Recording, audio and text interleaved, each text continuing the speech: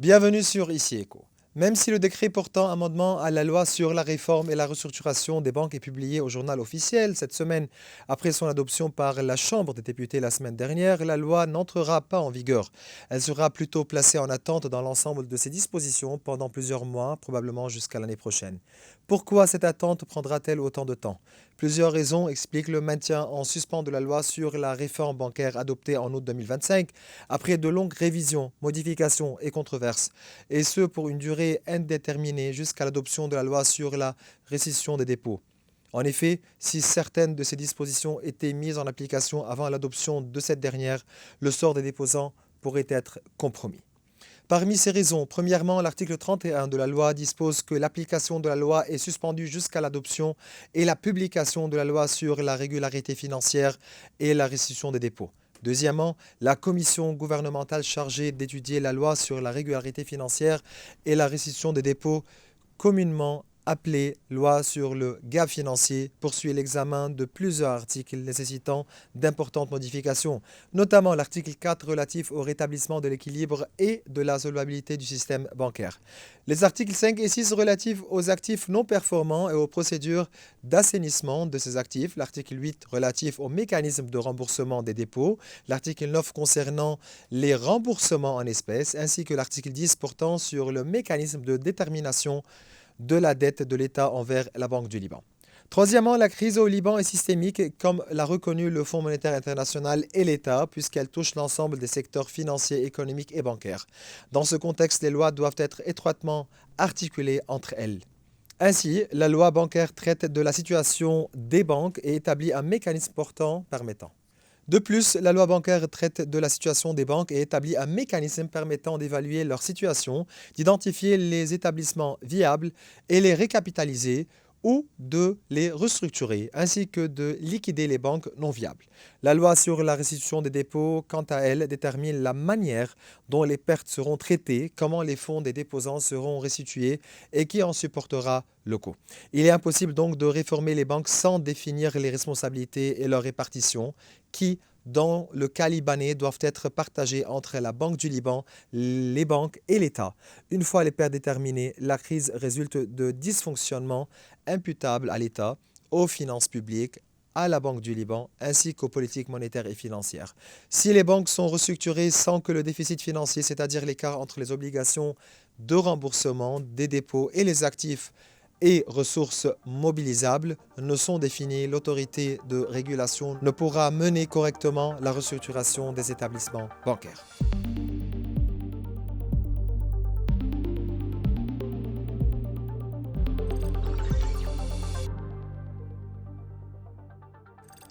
Durant cet épisode, nous suivons le dossier du secteur industriel entre défis et opportunités avec le président de l'association des industriels, Salim Zanne. Président Zanne, c'est un plaisir de vous recevoir. Merci Maurice, c'est vraiment le plaisir pour moi, mais malheureusement c'est la première C'est fois la qu'on première se fois. voit en français en tout cas. Donc voilà, pour commencer, malgré les crises successives qui ont frappé l'économie libanaise ces dernières années, le secteur industriel est resté l'un des principaux secteurs capables de résister et de préserver une partie de l'activité productive du pays.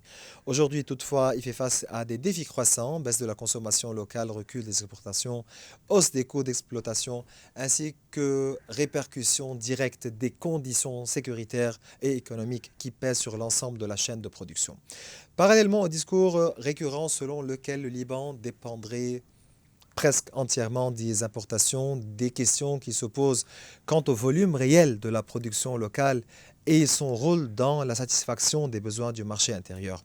Entre des usines qui luttent pour suivre leurs activités et le pari d'un renforcement de la production nationale, aujourd'hui on fait face à une crise qui fait face au secteur industriel. Pour commencer, Président Zane, qui porte la responsabilité de la marginalisation de l'industrie libanaise depuis 1975?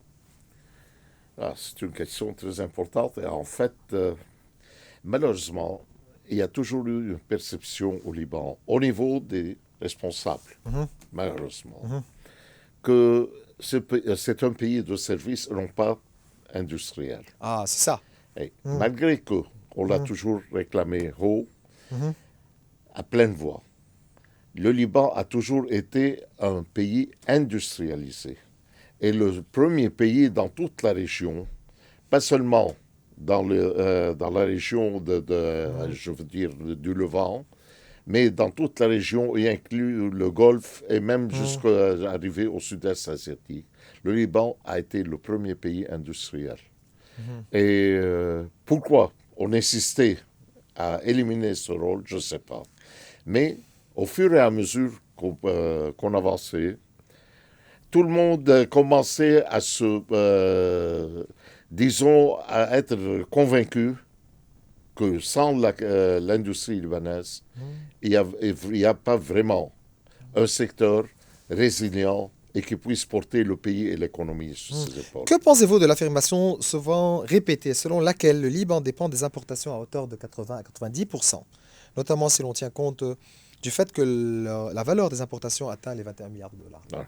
La valeur des importations qui est à 21 000 dollars, en fin de compte, ne représente pas vraiment la consommation. Parce que, entre autres, il y a le côté essence, diesel et tout ça. De l'autre côté, il y a les voitures importées, tous ces produits qui vraiment ne rentrent pas dans les produits de consommation. Ce sont des produits qui existent partout dans le monde, mais qui sont un peu en dehors du circuit économique. Si on veut parler de la vraie consommation, le Liban détient à peu près une part de 10 milliards de dollars de consommation. En contrepartie, si on considère que tous les autres représentent 10 milliards, donc il reste 10 milliards d'importations. Donc déjà, on est retombé à 50%. Ça, c'est un. Deux, quand il y a eu la crise financière, une bonne partie des importations a été remplacée par l'industrie libanaise. Et pas n'importe comment. Ce n'est pas parce qu'il n'y avait plus de pouvoir d'achat, mais au contraire, parce qu'il y avait une qualité qui a remplacé les produits importés. Donc, c'est un sentiment qui a été vraiment faussé à la longue. Aujourd'hui, le ministre des Travaux publics et des Transports, Faiz Rassam, est accompagné de l'ambassadeur d'Arabie Saoudite au Liban et du président du Conseil supérieur des douanes, a inspecté le poste frontière de Masna, où ils ont observé le fonctionnement du scanner à l'occasion de sa mise en service officiel. Ce qui est important, Rassam a annoncé le début de la reprise des exportations libanaises vers l'Arabie Saoudite. Quelle est l'importance de la décision qui a été prise par les autorités saoudiennes en ce qui concerne les exportations vers l'Arabie Saoudite et l'importance de cette décision pour l'industrie libanaise? D'accord. Le Liban a toujours été, enfin l'Arabie Saoudite a toujours été le marché essentiel des produits libanais. C'est pas seulement parce que on est les meilleurs et tout ça. C'était une question de culture qu'on vivait ensemble entre le Liban et l'Arabie Saoudite. Bon, il y a eu des problèmes, il y a eu un handicap pendant des années où ils ont arrêté d'importer du Liban complètement. Bon, maintenant ça a repris. Ça commence à reprendre. Mais ce n'est pas évident qu'on puisse reprendre notre place du jour au lendemain sur les shelves pour pouvoir attirer l'attention des consommateurs saoudiens. Donc ça va prendre un peu de temps. C'est très important, mais on recommence. D'ailleurs, dans tout ce qu'on fait dans ce pays, c'est toujours un recommencement de zéro et ensuite on remonte. Et on remontera. D'ici quelques jours aussi, on s'attend à une visite d'un groupe une délégation des Émirats arabes au Liban. Oui. Donc des responsables, etc. Qui vont avoir aussi des réunions consécutives avec les organismes économiques, le président de la République, etc. Quelle est l'importance aussi de cette visite? C'est toujours important de rencontrer les gens. Et surtout en ce qui concerne les pays du Golfe. Mais on s'attend à quoi de cette visite, vous pensez? Pas plus que le ce qu'il y retour. a. Ah, pas plus. Ah. Non, c'est normal. On est toujours présent dans les pays du Golfe. On a toujours été présent là-bas et ça ne s'est jamais interrompu. Il n'y a pas eu de hiccup en cours de route. Donc, c'est bon de toujours se rencontrer. Ça consolide les relations et en plus, S'il n'y a jamais un problème, on peut en discuter et le résoudre le plus simplement du monde. Vous dites quoi à propos des capacités de production des usines qui ont été donc suite à la guerre et est-ce que les usines libanaises ont été affectées négativement par cette guerre, par les conséquences de cette guerre, par les coûts de production, le coût de transport, l'assurance, etc. Il faut un peu différencier, mais je vais y rentrer. Tout d'abord, le- il y a eu Mhm, un bon nombre d'usines qui ont été affectées directement mhm, par la guerre, mhm, bombardées ou ils les ont laissées et ils mhm, sont relocalisés dans d'autres régions. mhm, Donc, mais ce n'est pas ça qui a arrêté l'industrie libanaise. Ce qui nuit vraiment à l'industrie libanaise, pour le dire très franchement, ce n'est pas la guerre seulement. C'est surtout quelles sont, comment la politique économique et industrielle du pays évolue. mhm. Donc, c'est ce qui nuit aux industries libanaises. C'est les taxes, Ah, vous allez en parler, hein. voilà. C'est les taxes, les facilités. Les... On ne veut pas d'aide. Ça, c'est très important.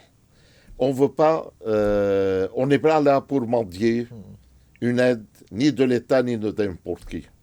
Mais on est là pour demander qu'il nous laisse en paix. Qu'il, au moins, qu'il commence à travailler comme d'autres pays l'ont fait. Et nous, on le faisait avant, bien avant. Et on apprenait aux autres pays à bien respecter son industrie, à les aider. D'accord? Tout ce qu'on demande, c'est qu'au moins qu'on soit au même niveau des autres pays. Imaginez là où on est arrivé, où ils nous ont amenés à être. OK? Au moins, encourager les industriels à venir investir au Liban. Et mieux que ça, encourager les industriels qui sont déjà investis au Liban à rester au Liban. Vous vous sentez dire marginalisé parfois de certaines réunions des commissions parlementaires. Ah oui, bien sûr. Vous n'êtes pas invité Ben, à parfois, on n'est assister à pas des invité réunions tout en ce qui concerne des simplement. prix, de la production, des exportations, etc. Bien sûr. Pourquoi? Voilà. Il faut aller les voir. Hmm. Dernièrement, il y a eu une certaine perception que voilà, tout le monde est représenté là. Mauvaise intention ou C'est pour plus de par ignorance? facilité. Ah. Et on a la conscience tranquille. Comme Hmm, ça, on hmm, vous a invité, on a invité tout le monde. Parfois, il y a une personne qui représente tout le côté économique du pays. Et je ne dis pas qu'il y a un problème avec ça, mais l'économie et les finances et tout ça, ce n'est pas un seul domaine. C'est certainement. une quantité de domaines. Il y a les services, il y a l'industrie, il y a le trading, Hmm, il y a hmm, enfin une multitude. Et avec les nouvelles industries technologiques et tout ça. Mais mon Dieu, on y est. hmm, hmm. Quelle est votre évaluation de la loi qui a été adoptée et qui contribue à suspendre les délais contractuels et fiscaux? Est-ce que vous pensez que cette loi est équitable? Elle répond aux besoins, notamment ceux du secteur privé, dans les circonstances actuelles? Notre problème, le problème on fait face avec les nouvelles lois qui sont promulguées, Hmm. c'est qu'il y a toujours Une un, fuite? voilà, un loophole Hmm. où on essaie, malheureusement, les lois sont bien votées avec de bonnes intentions. Toujours? À 99% des cas, oui. Mais où est-ce que ça se passe?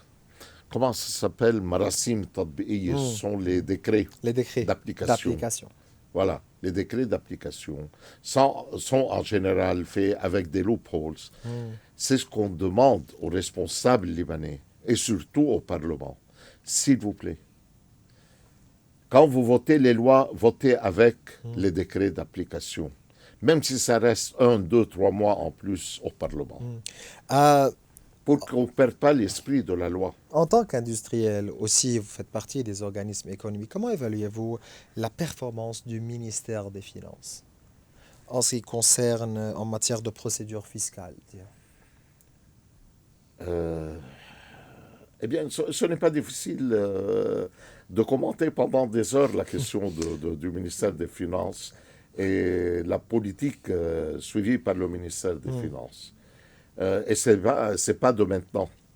C'est un cumul. C'est un cumul qui a toujours existé, ok, et qui date, enfin, depuis la guerre du Liban. Avant, c'était une autre approche complètement différente de la politique fiscale qui a été suivie pendant des dizaines d'années. Est-ce qu'on fait de la vraie politique fiscale ou bien on est toujours devant des papiers comptables, vous pensez? Tout d'abord, on Comment est chercher de l'argent devant pour des pouvoir payer? comptables. Ça ne veut pas dire que les comptables ne sont pas bons, mais chacun fait son travail. Oui. Pas de Et des stratégie, gens pas de... qui mettent des chiffres devant eux et qui disent, voilà, on met aujourd'hui une taxe sur je ne sais pas quel produit et ça doit nous rapporter tel montant. Eh bien, ce n'est Pas de pas vrai. stratégie, Rien, pas de vision pas de vision économique, économique, pas de ni plan. financière, ni rien. On vit ça pendant, ça fait, je ne veux pas vraiment nommer le nombre des années, mais malheureusement, tout est fait ad hoc. Donc c'est pour ça qu'il faut On a revoir. besoin $1 dans nos poches, on le prend maintenant. Donc c'est pour ça qu'il faut revoir, remettre en question toute la politique fiscale. Bien sûr. Ah, bien sûr, ce n'est pas d'aujourd'hui que ça va. Euh, Est-ce que les entreprises libanaises ont toujours la capacité de verser intégralement les salaires, couvrir les coûts? Comment continuer avec toutes ces C'est une impositions? bonne question. Comment continuer? Comment s'adapter? C'est pour ça que je dis, Hum. que j'ai déjà dit, il ne faut pas seulement encourager les nouveaux venus Ah, c'est ça. à investir. Hum. Il faut encourager et essayer de garder ceux qui sont déjà investis dans le pays. Si on continue comme ça, eh bien oui, on a des problèmes. Vous On êtes, a des oui, mais problèmes vous à êtes, tous les niveaux ouais. de ce côté. Vous êtes convaincu que l'État, le gouvernement, le ministère des Finances, etc., aujourd'hui, est en train de combattre la contrebande, l'économie parallèle, l'économie souterraine, l'économie du noir, ou bien non, on est toujours ici à imposer, à suivre l'économie réelle, ou bien l'économie légale. Je vais vous dire quelque chose qui répond à la question. Au Liban, l'économie légale ne représente pas plus que 35% du montant global. Ça doit vous donner des indications sur l'état de l'économie libanaise. Donc, celui qui tient l'économie est à 65% illégal. Ah, Ouais. C'est pour ça qu'il faut voir comment protéger les légaux actuellement.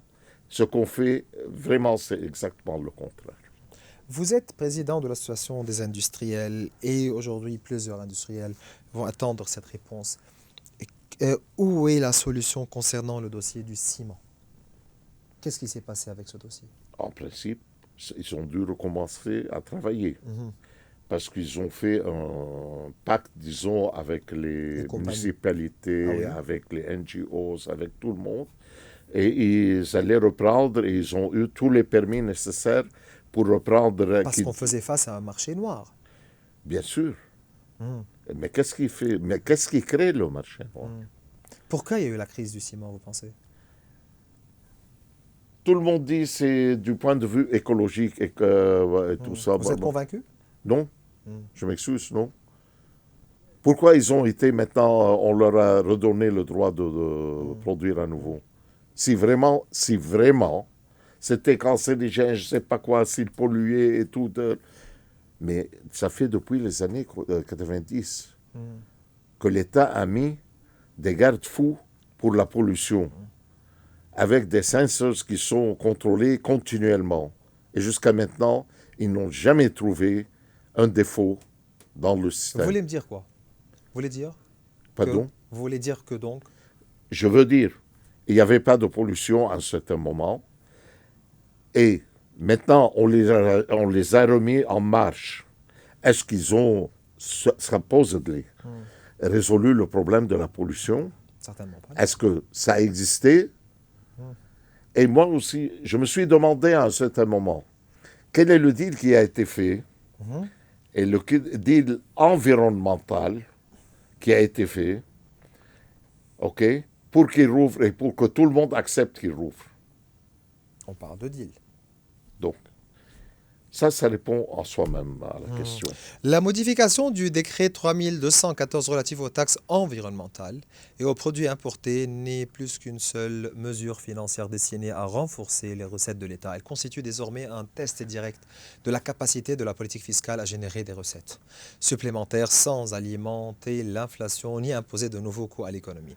Après l'abandon de la formule générale qui prévoyait des taxes allant de 1 à 3% sur la plupart des marchandises et l'orientation vers une liste sélective excluant les produits essentiels, le gouvernement a tenté de réduire le choc sur la consommation et le pouvoir d'achat tout en maintenant une source de revenus pour financer le traitement des déchets. Il ne fait aucun doute que la réduction du champ d'application des taxes environnementales ou taxes sur les déchets n'élimine pas leurs répercussions économiques. Président Zané, quel est votre commentaire sur cette fameuse taxe qui a été imposée, les répercussions, etc. Tout d'abord, entendons-nous. Hmm. Il n'y a pas eu de taxe sur les déchets. Il y a eu de taxes sur les produits, malheureusement. Au départ, c'était, vous savez, dans la rubrique, dans les taxes douanières, il y a 98 chapitres. Soudain, on a trouvé que les 98 chapitres sont polluants. Bon, en arabe, on dit «L'Aoudi an al-Khata fadil». Donc, on a repris ça et ils ont refait. C'était acceptable. Mais, on est passé de 0,1% entre 0,1 et 0,3% à 1 et 3% de surtout une taxe douanière sur tous les produits. Bon, on a remis de nouveau en ordre et on a enlevé, je crois, 71 chapitres. Mais il restait 26. Et 26 représentaient 9 000 produits. Ben, je me demande s'il y a 9 000 produits sur le marché qui font de la pollution et qui font... Mais leur but, c'est de générer environ 150 millions de dollars par an. Actuellement, oui, c'est un petit peu moins que ça. Disons avant. 130 millions à peu près. Pardon? 130 millions Oui, à peu près. exactement. Mais l'État traite-t-il réellement les crises ou se contente d'en redistribuer le coût à l'économie? Moi, j'ai compris des ministres que c'était quelque chose qu'ils ont fait pour 1 an, pour remédier à un problème ad hoc qui était, ils voulaient payer les décharges. Je comprends ça et je ne suis pas contre parce qu'on ne veut pas avoir une crise de décharge. Mais Président Zané, le financement du traitement des déchets est-il devenu la responsabilité du seul citoyen? Pardon? Le traitement, ou bien le oui. financement du traitement des déchets est-il devenu la responsabilité du citoyen? Je vais vous dire une chose. Il y a des pays où on paie de l'argent pour ramasser on paie de l'argent, pas le citoyen. Les compagnies qui traitent les déchets. C'est un trésor. Absolument. C'est un trésor. Donc, je ne vois pas pourquoi on ne peut pas le faire au Liban. Et ce n'est pas vraiment sorcier. Qui devrait-il donc payer la facture de cet investissement? Regardez, pour être pragmatique, chacun de nous pollue. Chacun de nous pollue. Quand vous achetez n'importe quoi, un chewing gum, vous polluez. Oui, d'accord. Mais à 99%, les produits sont recyclables. Donc, et quand c'est recyclable, ça a une certaine valeur à la revente. Donc, ça peut être lui-même, il peut financer le ramassage des déchets. Excepté à certains produits, vraiment, les batteries, les pneus, les computers et tout ça, les iPads. Et donc, pour vous, vous êtes industriel, quelle est la solution la plus appropriée de la crise des déchets? L'importance d'impliquer le secteur privé sans imposer aux citoyens davantage taxes et charges. Le citoyen, en fin de compte, doit payer un très petit Ce pourcentage. On genre parle de 2 d'externalité. dollars par mois par maison, 3 dollars par mois par maison. C'est quelque chose d'infinitésimal. Donc, ça rentre dans le circuit. Il n'y a pas de problème. Mais, en fin de compte, il faut privatiser et aller vers créer un revenu pour l'État plutôt que de créer des dépenses pour l'État.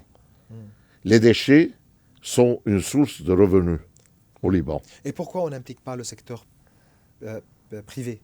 Jusqu'à Pour trouver maintenant, la solution. on nous a jamais demandé de le faire. Au contraire, on doit payer les décharges, on doit payer pour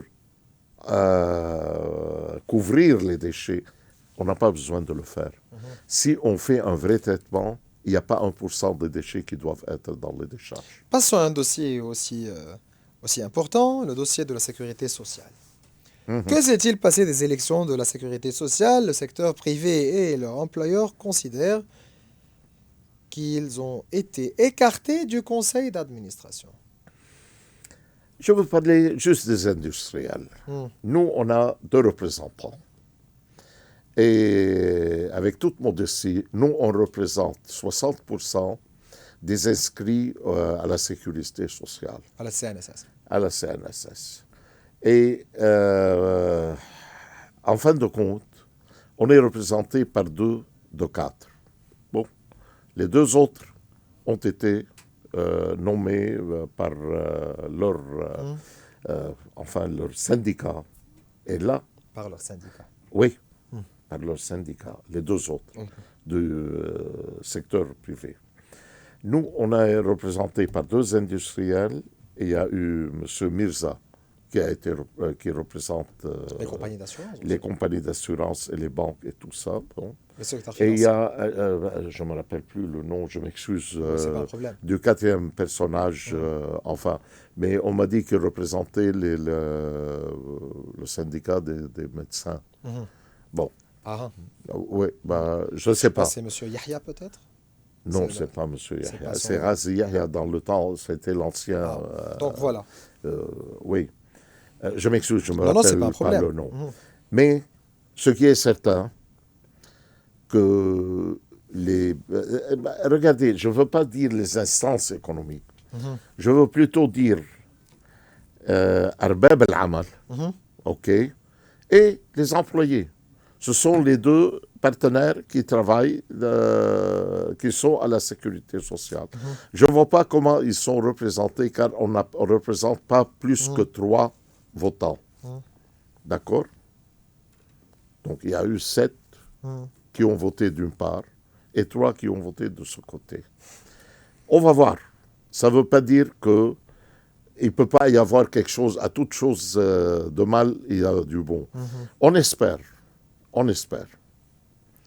On va leur donner le temps pour qu'ils prouvent qu'ils sont là pour travailler pour tout le monde et des 2 côtés. Mais il y a quelque chose qui cloche aussi. On ne peut pas dire que les patrons ont été désignés pour leur représentativité. Juste pour dire que les noms, c'est voilà, c'est devant moi, c'est Monsieur Bassam Alaï, Bassam Allek, c'est oui. Bassam Alaï, Oui, docteur Bassam Allek. docteur Bassam Alaï, Oui. et Monsieur Maroun Sayali. Non, docteur Bassam Allek a été nommé par le syndicat des médecins. Ouais, c'est ça.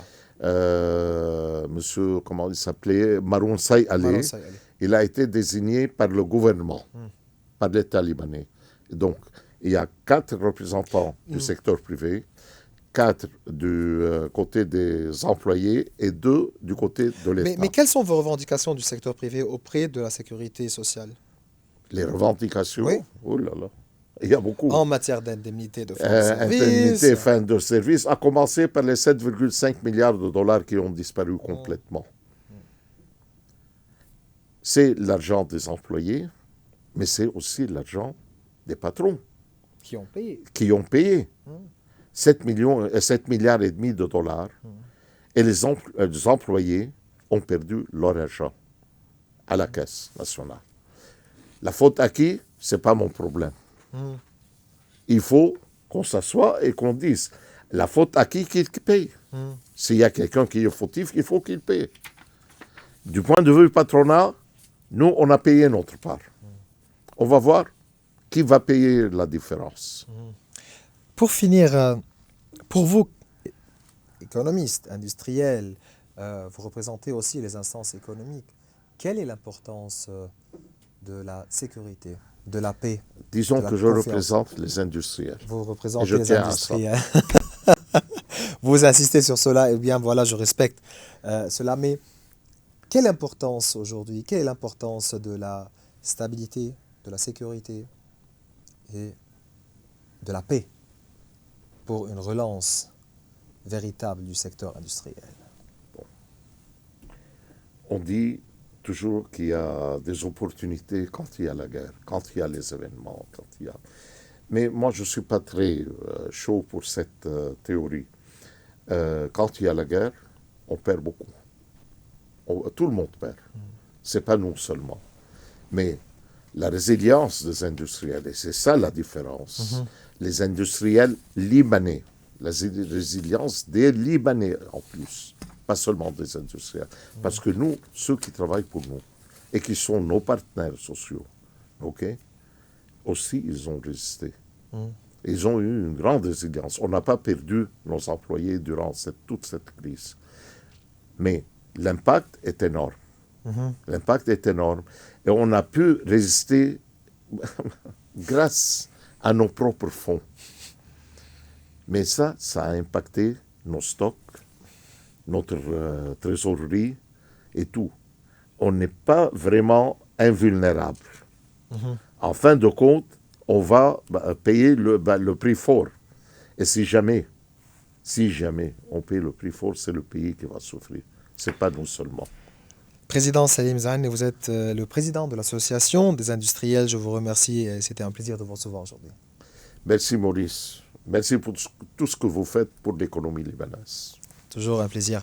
Bien voilà, mes chers téléspectateurs, nous arrivons à la fin de cette émission. Vous pourrez voir tous nos épisodes sur les réseaux sociaux. Au revoir.